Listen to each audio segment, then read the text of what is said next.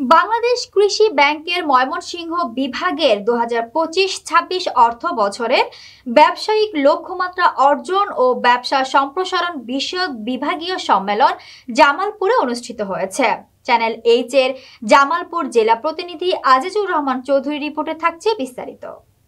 বুধবার দিনব্যাপী জেলা শহরের শহীদ সাফন স্মৃতি অডিটোরিয়ামে আয়োজিত এ সম্মেলনে প্রধান অতিথি হিসেবে উপস্থিত ছিলেন বাংলাদেশ কৃষি ব্যাংকের ব্যবস্থাপনা পরিচালক সঞ্জিয়া বিনতে আলী।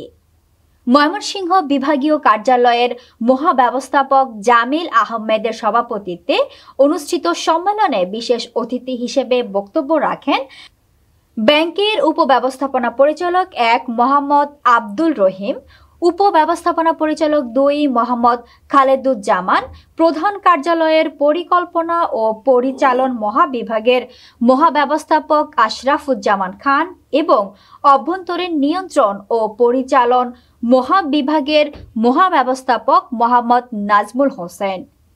সম্মেলনে 2025-26 অর্থ বছরের ব্যবসায়িক অর্জন, সাফল্য এবং ভবিষ্যৎ কর্মপরিকল্পনা নিয়ে বিস্তারিত আলোচনা হয়। ব্যাংকের কর্মকর্তারা বিভাগীয় শাখাগুলোর কার্যক্রম, গ্রাহক সেবা, ঋণ বিতরণ ও আমানত সংগ্রহের অগ্রগতি উপস্থাপন করেন। অনুষ্ঠানটি পরিচালনা করেন কৃষি ব্যাংক ইসলামপুর শাখার কর্মকর্তা সামিউল হাসান। সম্মেলনে ময়মনসিংহ বিভাগের অধীনস্থ সব শাখা ও উপশাখার কর্মকর্তা কর্মচারীরা উপস্থিত ছিলেন।